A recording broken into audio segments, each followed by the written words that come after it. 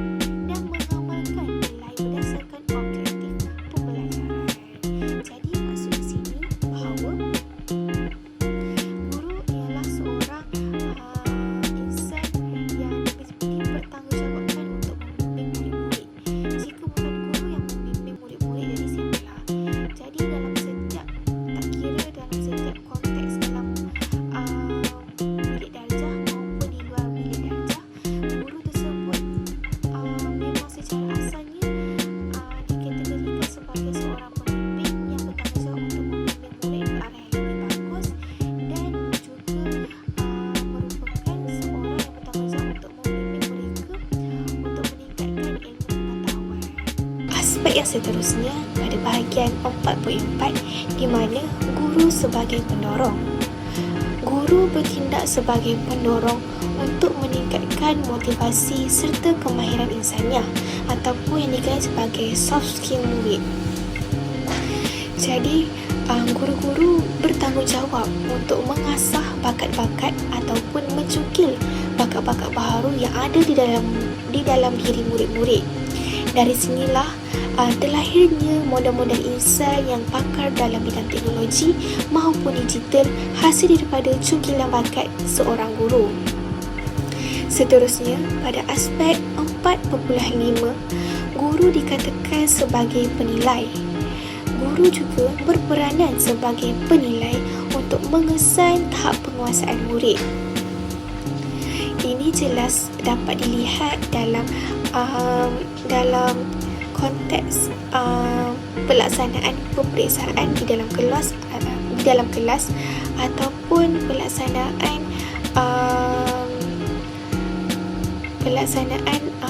ujian yang dilakukan di dalam kelas.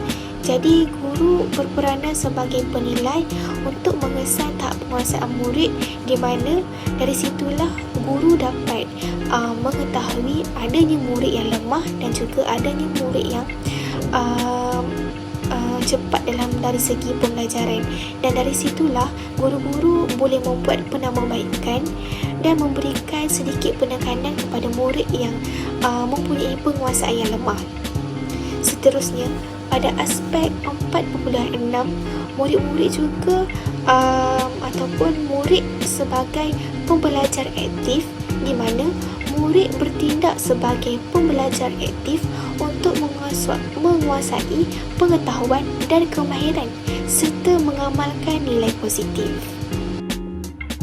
Seterusnya, saya akan menerangkan impak peranan guru ke arah mencapai matlamat pendidikan Malaysia. Yang pertama, impaknya ialah akan melahirkan modal intelektual yang tinggi yang bersedia dalam menghadapi era globalisasi. Yang kedua, modal insan yang berdaya saing, berdaya membangunkan negara menerusi pemikiran mereka. Dan yang ketiga, perkembangan daripada beberapa ciri-ciri peribadi yang positif, yang di mana perkembangan ini akan melahirkan masyarakat yang mungkin bersopan santun, berpekerti serta adanya rasa tanggungjawab. Dan yang keempat, mempunyai kemahiran dalam menangani masalah yang dihadapi di dalam kehidupan. Dan akhir sekali, bakal membentuk insan yang berguna bukan sahaja untuk diri sendiri, malah mampu memberikan sumbangan kepada masyarakat dan negara. Dan itulah serba sedikit tentang impak peranan guru ke arah mencapai matlamat pendidikan Malaysia. Untuk melengkapkan aspek-aspek yang disebutkan oleh saya tadi, guru-guru perlulah mempunyai alternatif untuk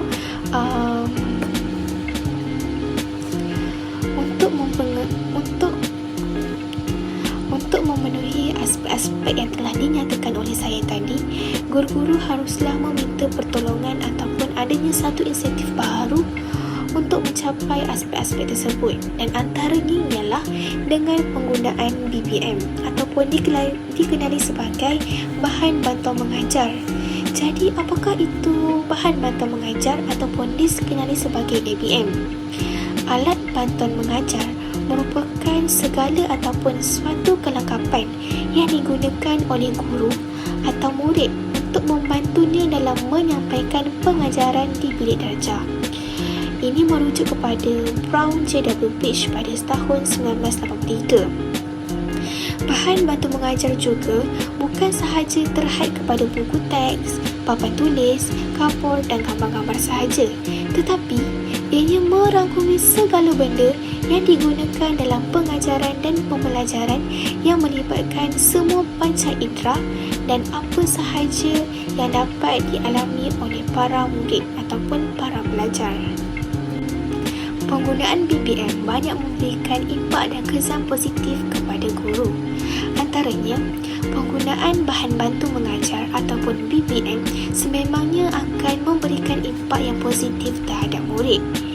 Ianya kerana ianya akan mewujudkan suasana pembelajaran yang aktif di mana semua murid melibatkan diri dalam pelbagai aktiviti yang menyeronokkan.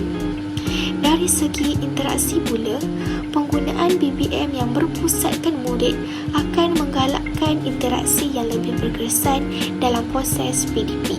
Seterusnya, saya teruskan kepada persembahan saya dengan topik pembelajaran dalam BBM. Saya memilih topik bentuk yang ada dalam konteks ataupun dalam subjek pendidikan seni visual, iaitu dalam bahasa seni visual. Jadi mari kita sama-sama menyaksikan bahan BBM yang telah saya lakukan. Izinkan saya untuk menerangkan tajuk yang saya pilih untuk penggunaan BBM. Bentuk secara amnya merujuk kepada rupa dan konfigurasi bagi sesuatu objek. Bentuk mempunyai struktur jisim dan isi padu. Ianya mempunyai lebih daripada satu permukaan dan bersifat 3 dimensi.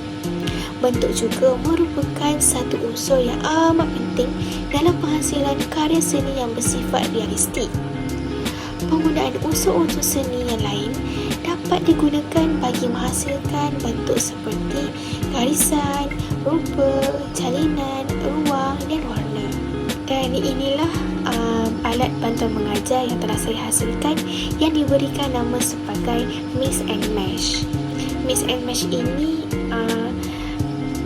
direka untuk murid yang mempunyai masalah ataupun salah satu cara untuk mewujudkan suasana pembelajaran yang lebih ceria dan kondusif untuk belajar subjek bentuk. Dengan cara ini ataupun dengan adanya penghasilan BBM ini, proses pembelajaran akan menjadi lebih menarik dan mungkin akan menjadi salah satu sebab para pelajar memahami sesuatu tajuk ataupun topik berikut. Seterusnya, saya juga ada menyediakan satu proses ataupun satu video tayangan cara penggunaan dan juga sedikit penerangan tentang tajuk yang saya pilih, iaitu bentuk. Assalamualaikum dan selamat pagi murid-murid. Okey, hari ini cikgu nak ajar kamu semua tentang bahasa seni visual. Okey, dekat sini siapa yang tahu apa tu bahasa seni visual, cikgu? Cuba angkat tangan. Okey, ada yang tahu dan ada juga yang tak tahu. Okey, bagi yang tak tahu tu, bahasa seni visual ni ada dua benda. Antaranya ialah unsur seni dan prinsip rekaan. Tapi hari ni cikgu tak nak sentuh pun pasal prinsip rekaan. Cikgu nak fokus dekat unsur seni. Cikgu, apa tu unsur seni? Okay, kasih cikgu tahu. Unsur seni ni ada 6 benda, iaitu garisan, rupa, ruang, bentuk, jalinan, warna. Okey, yang dekat depan cikgu ni, apa ni? Okay, rahsia-rahsia cikgu tak beritahu lagi. Tapi hari ni cikgu nak fokus dekat unsur yang pertama, iaitu unsur bentuk. Okay, boleh bagi tahu tak kat cikgu apa tu bentuk ataupun contoh bentuk? Okay, bulat, segitiga, segi 4 tepat, segi 4 sama. Okay, yang tu semua bentuk. Tapi cikgu nak bagi tahu dulu apa maksud bentuk ni dalam pendidikan seni visual. Okey, bentuk dalam pendidikan seni visual ni ialah satu objek ataupun benda yang mempunyai keluasan, ketinggian, jisim dan permukaan yang sama ataupun permukaan yang rata. Ya, cikgu dah nampak dah ada muka yang tak faham, muka yang macam apa tu cikgu, tak faham kan? Okay, tak apa. Cikgu akan terangkan satu-satu apa benda tu bentuk. Kita ambil contoh mudahnya, bentuk bulat. Okey, bentuk bulat. Apa yang kamu tengok dalam kelas ni yang bentuk bulat? Tu kipas tu bentuk bulat. And then kamu punya gam bulat, botol air bulat. Jadi itulah bentuk. Bentuk ni apa-apa permukaan yang mempunyai, kalau kamu pegang tu ada jisim, ketinggian dan ada keluasan. Tapi kalau bulat ni dia tak ada permukaan yang rata tau. Kita masuk pula kepada segi empat sama.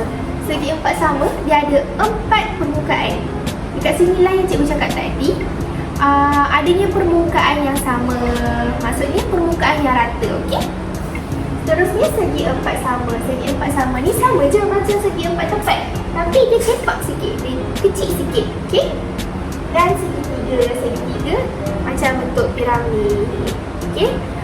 Nampak muka macam dah bosan, dah start kacau-kacau kawan, dah tak start menyembang. Okey, cikgu nak tukar sikit cara kita belajar supaya kamu boleh faham dan lebih gembira dan lebih seronok untuk belajar bentuk ni. Okey?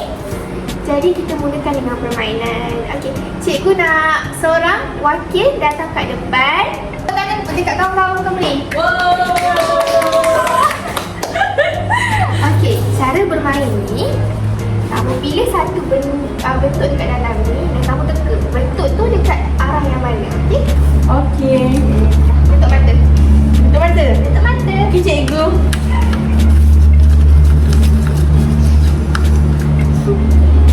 Berbuka lagi. Okey? Okey, bentuk apa tu kamu rasa-rasa? Kinan bagi tahu, kamu buka stiker kat belakang ni, kamu dekat kat sini dan bentuk cikgu. Okey, cikgu nak lagi seorang datang kat depan. Ya.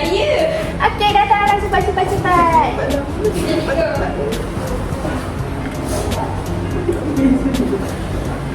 Betul tak, cikgu? Tunggu. Okey, ambil lagi satu. Ambillah banyak-banyak pun tak apa. Cari tak, Bok? Dia tak pejam mata juga. Tak apa dah, awak letak je. Okey? Awak letak mana-mana dekat sini. Awak susun dekat tempat yang ni.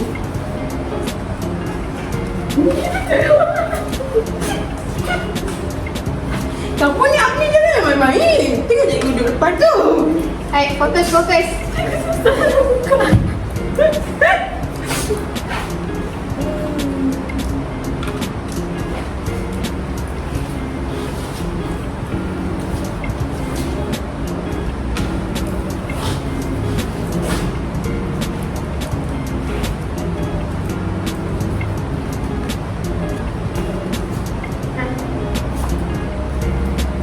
Bapa banyak duit. Okey, yang ni untuk apa? Untuk tempat besar.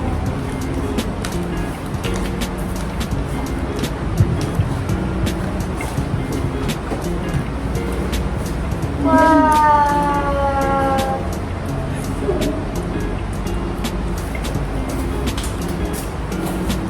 Saya siap dulu, cikgu.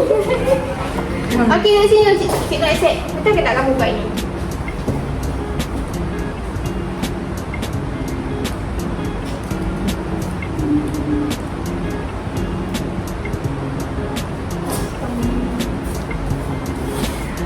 Okey, kita tengok apa yang kawan-kawan mau buat, okey?